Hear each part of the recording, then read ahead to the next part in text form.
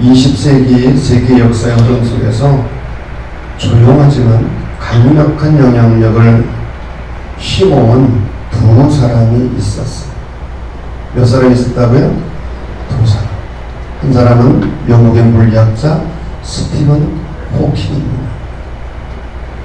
그는 1942년 영국에서 태어나 옥스퍼드와 캠브리지 대학을 거쳐서 세계적인 물리학자가 되었어요.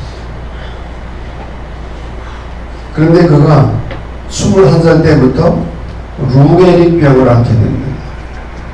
그래서 그는 그 이후로 휠체어에 의지해서 생활을 했어요. 휠체어에 의지해서. 그러면서도 지난 금년이죠. 3월 14일 향년 76세로 세상을 떠날 때까지 활발한 연구와 저서 활동을 한 세계적인 물리학자였어요.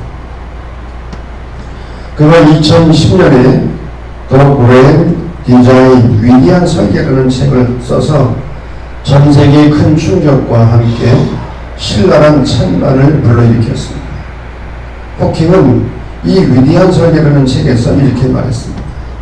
중력이라는 법칙 때문에 우주는 스스로 창조되었으며 또 창조를 계속할 것이다.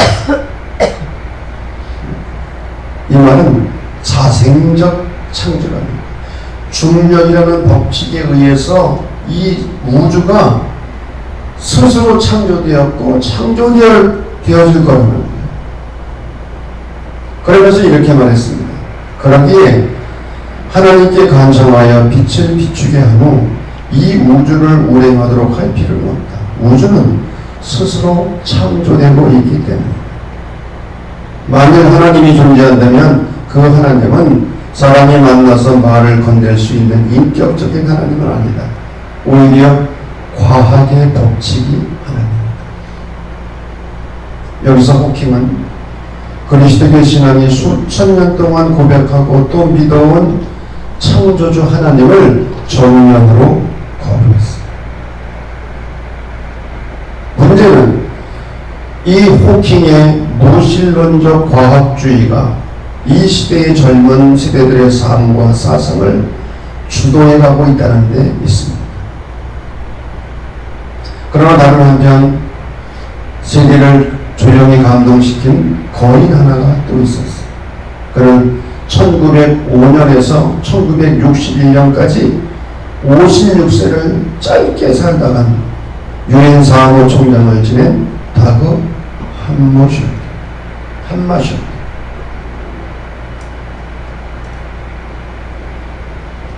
따라하시죠. 다그 한마셜. 물론 이분이 스웨덴 사람인데 스웨덴 말로는 다그 한마르쉘드라고 발음하는데 영어로는 그냥 다그 한마슐드라고 합니다. 이 다그 한마슐드는 스웨덴 총리의 아들로 태어났습니다. 옵살라 대학과 스톡홀름 대학을 거치면서 경제학 박사가 되었습니다. 31살의 나이에 스웨덴 중앙은행장이 되었고 44살에 외무부 장관이 되었고 48살에 세속적 교황이라 부르는 유엔 사무총장이 되었습니다.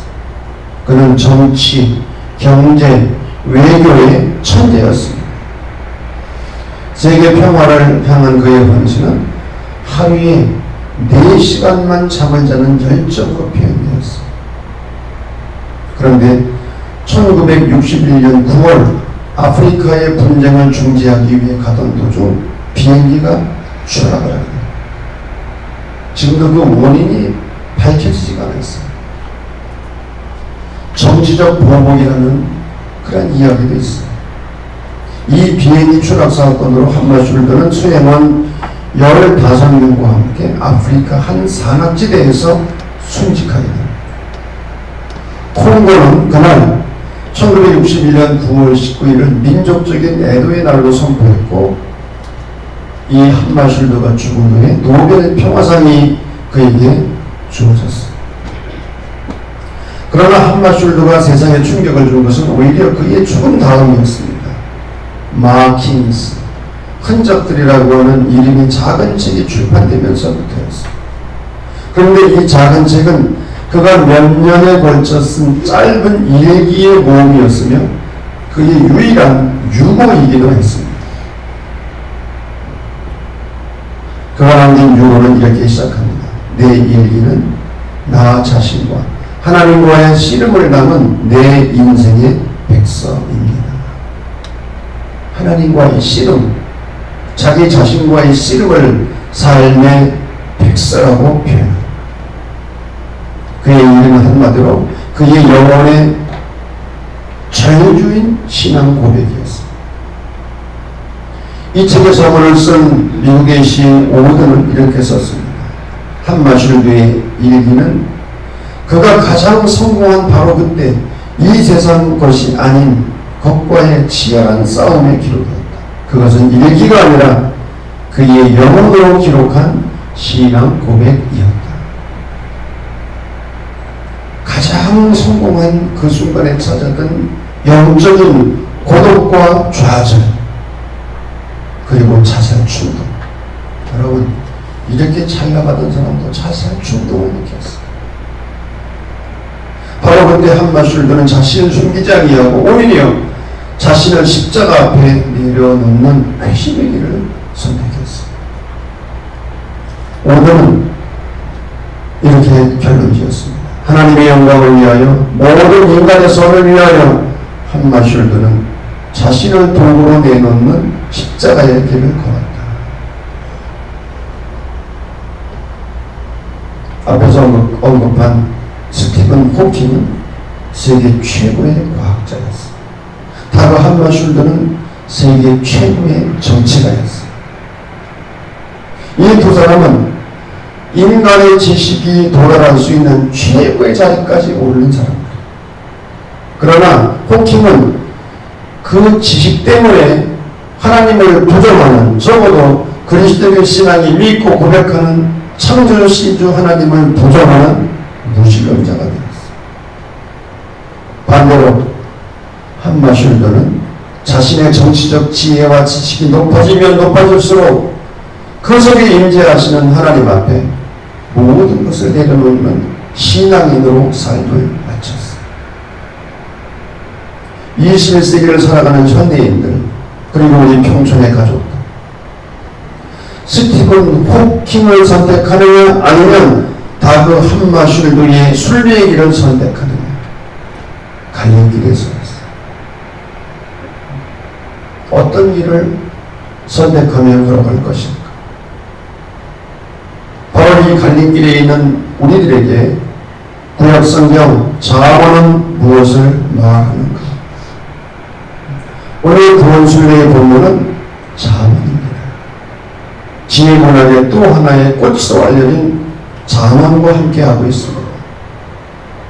욥기가 원인을 알 수 없는 의인의 고난의 문제를 다루고 있는 지혜사라면 시편은 바벨론 포로의 처절한 자리에서 내뱉은 이스라엘 민족의 탄식, 그러면서도 하나님을 찬양하고 감사의 예배를 드린 노래들이었어요. 여러분들에게 묻겠습니다. 대답하시는 분은 선물을 드립니다. 시편에 보면 탄식의 노래들이 많아요. 탄식, 하나님을 향한 절규, 하나님을 향한 탄식들이 나오는데 어떻게 이 탄식의 노래가 감사의 노래로 변할 수 있었는가?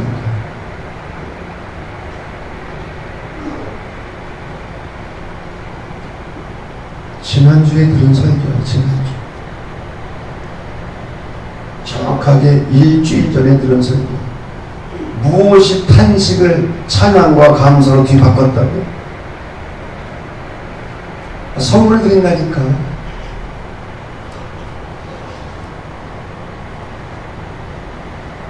우리 김혜영 권사는 네? 진짜 몰라요. 우리 이경희 권사는 대답할 수 있겠지.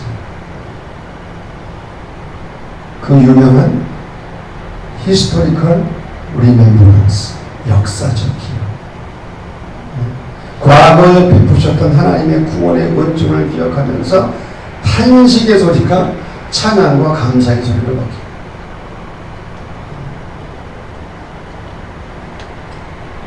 그런데 이 잠언은 오랜 세월 이어온 이스라엘의 지혜들을 하나로 묶은 지혜서. 잠언이라는 말은 히브리어로 마슈알인데 속담들, 격언들, 교훈과 경계를 주는 짧은 말들로서 삶의 지혜가 간절한 문장 속에 들어있습니다. 그런데 이 잠언을 누가 언제 썼는지 모릅니다. 다만 솔로몬이 잠언 3000개를 말하였고 그의 노래는 1005편이라고 기록된 열왕기상 4장 32절의 증언으로 볼 때 잠언의 많은 부분은 솔로몬의 것이라고 우리가 알 수가 있습니다. 그러나 잠언은 시편과 마찬가지로 솔로몬 이후 그리고 바빌론 포로기를 거쳐 예루살렘으로 돌아온 후 에스라 시대에 흩어졌던 잠언들을 하나의 책으로 묶어낸 것으로 보고 있습니다. 다만 한 가지는 분명합니다. 잠언은 이런 운동이 끝난 이후에 등장한 유대주의와 때를 같이 하고 있습니다. 유대교가 탄생한 것. 그리고 잠언 1장부터 29장까지는 솔로몬의 잠언과 솔로몬과 관계된 잠언들이고 30장은 아브의 잠언이고 31장은 르무엘의 어머니의 잠언입니다. 르무엘의 어머니는 에돔 사람이에요. 이방인이었어요. 그런데 잠언은 이스라엘의 지혜와 이방 나라의 지혜가 함께 섞여 있는 거예요. 그리고 잠언 속에 흐르는 주제도 한 가지가 아니에요. 여러 가지입니다. 바람직한 이웃관계, 결혼생활, 보증선언도, 게으름, 불륜, 간음, 어리석음, 사회정의, 관용, 현숙한 여인, 다양한 주제들이 이 잠언 속에 들어있어요. 그러면 이 잠언은 오늘 우리에게 무엇을 말하는가? 이 잠언이 오늘 우리에게 말하려고 하는 것이 크게 두 가지입니다. 첫째는 왜 이스라엘 소년들은 이방 지혜까지를 잠언 속에 받아들였는가? 고대 이집트에 보면 아멘 에모페트 왕의 교훈이라는 이야기가 있어요. 파피루스에 보존되어 온 유명한 이야기입니다. 애굽의 12번째 왕 아멘 에모페트가 아들을 하나 두었는데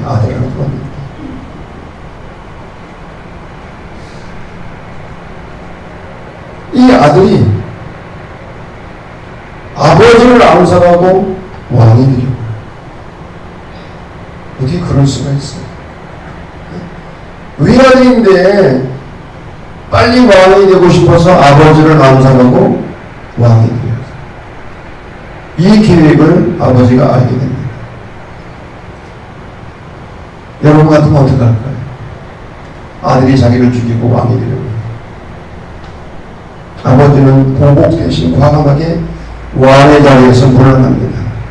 그리고 죽기 직전 자신을 배신했던 아들 왕을 앞에 놓고 마지막 충고를 남기는데 그 충고가 무려 30장으로 기록되어 있습니다. 그 가운데 이런 말이 있습니다. 아들아, 형제를 믿지 말고 친구를 믿지 말라. 악한 날에는 아무도 소용없느니라. 믿지 말래. 거긴 아들도 아버지를 죽이려고 달려들었으니 누구를 믿어?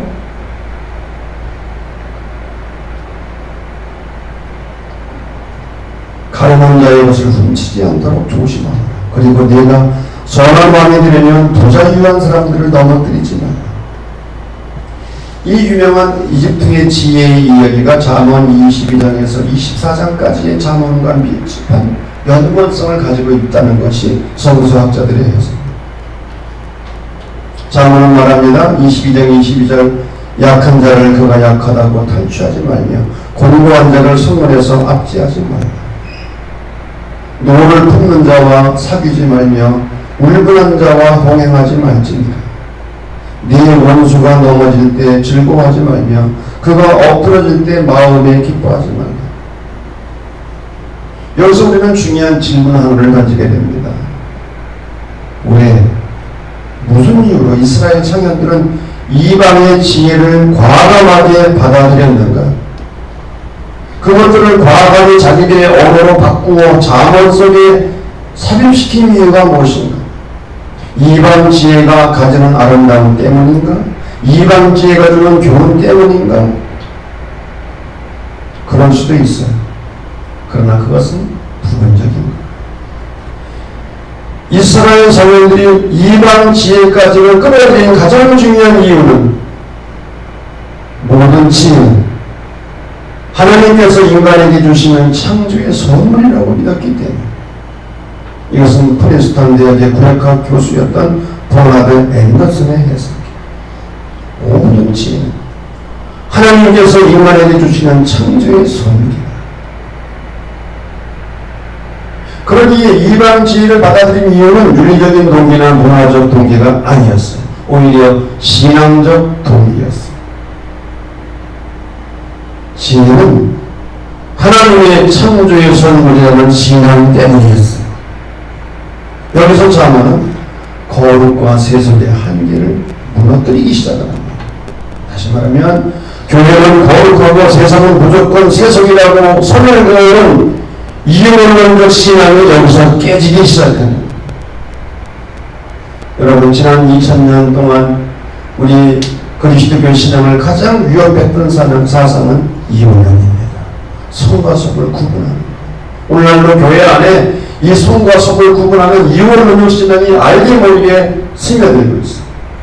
교회 사는 일은 거룩한 일이고 밖에 사는 일은 세상 일이고, 교회에서 하는 일은 주의 일이고 밖에 나가서 하는 일은 주의 일이 아니고, 이게 이원론적 신앙. 그런데 이 잠언은 이런 이원론적 신앙을 깨뜨리기 시작을 합니다. 지혜는 하나님께서 인간에게 주시는 창조의 선물이기 때문에 모두가 거룩하다.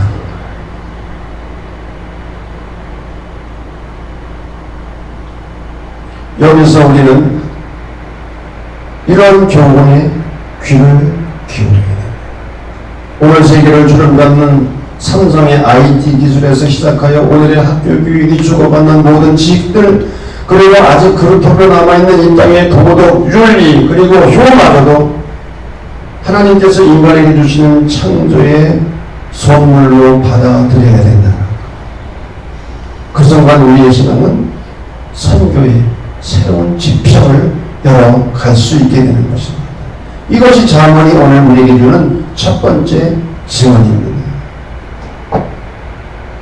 그러나 잠언은 여기서 끝나지 않습니다. 잠언에 또 다른 놀라운 세계가 증언되고 있는데, 지혜는 하나님의 소중한 창조의 선물이면서도 잠언은 지혜를 영원한 진리라고 보지 않습니다.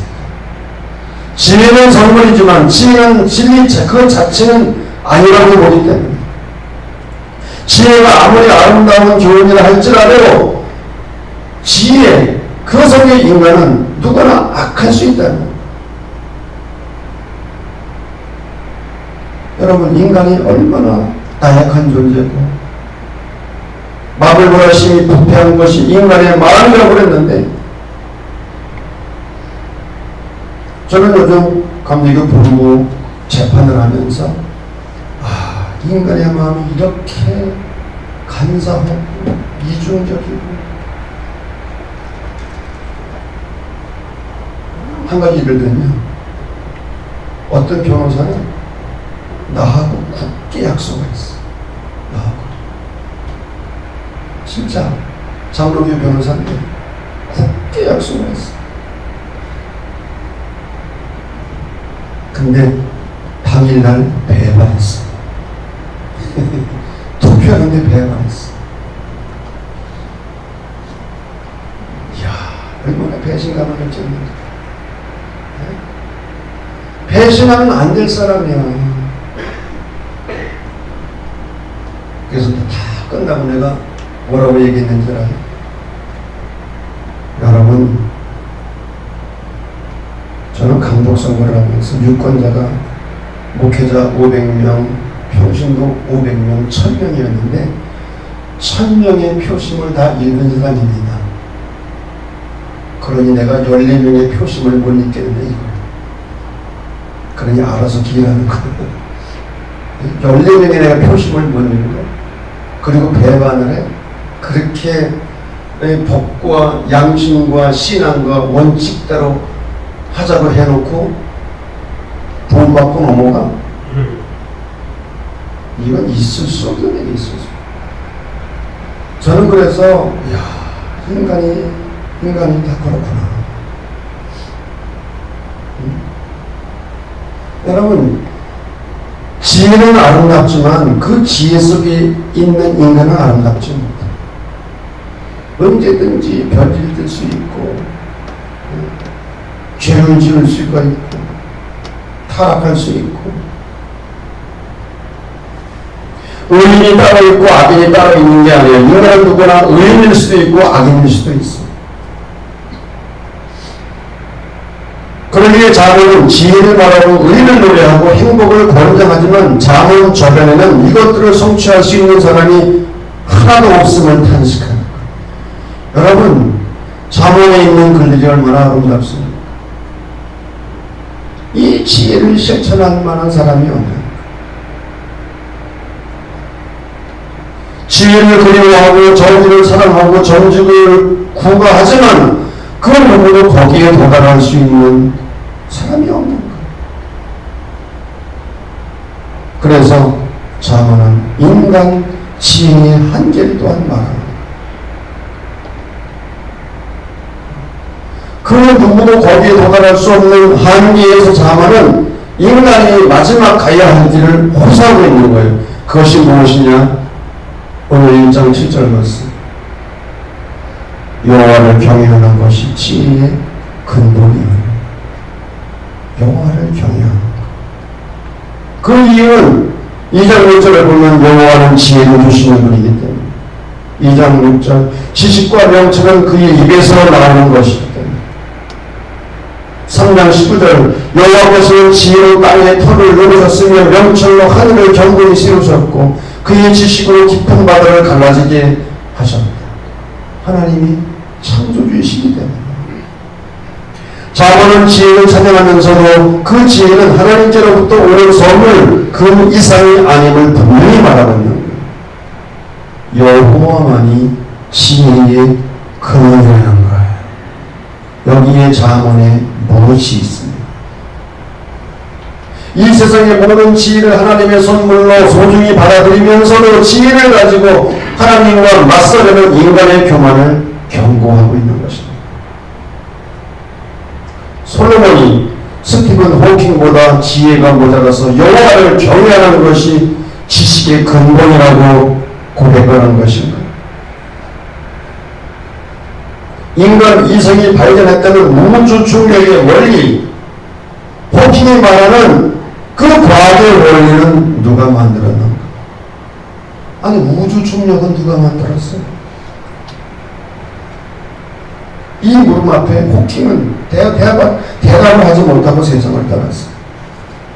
과학의 지식이 소중하지만 그 지식으로 하나님을 농락하는 일은 용납될 수 없는 인간의 교만이다. 자문은 이것을 엄히 경고하고 있는 것입니다. 세속적 교황으로까지 비유된 유엔 사무 총장이었던 다그 함마슈르드. 그가 가장 성공한 바로 그 순간에 스며든 영적인 고독이 자살 충동으로까지 이어지는 그 자리에. 그러나 함마슈르드는 호킹과는 달리 모든 것을 하나님 앞에 내려놓게 됩니다. 함마슈르드는 이 역사의 주인이 누구인지를 분명히 알고 또 믿었기 때문에 여호와를 경외하는 신앙이 모든 것의 근원임을 그는 알았기 때문에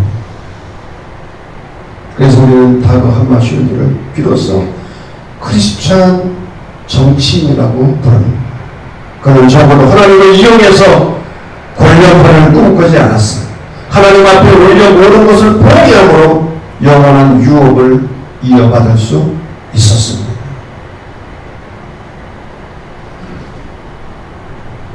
프린스턴 대학교 서영사교 교수였던 하비스, 이 하비슨이라는 역사학자가 있었는데, 나는 왜 기독교 역사가인가라는 질문 앞에 이렇게 대답했어. 내가 기독교 역사가가 된 것은 역사를 잘 알고 또 잘 가르쳐서가 아니다. 지식이 많아서도 아니다. 내가 기독교 역사가라는 단 한 가지 이유는 이 역사를 친히 창조하시고 지금도 그 운행을 섭리하시는 하나님의 역사이기, 두렵고 떨리는 가슴으로 그분의 역사를 대하고 있을 뿐이기 때문이다.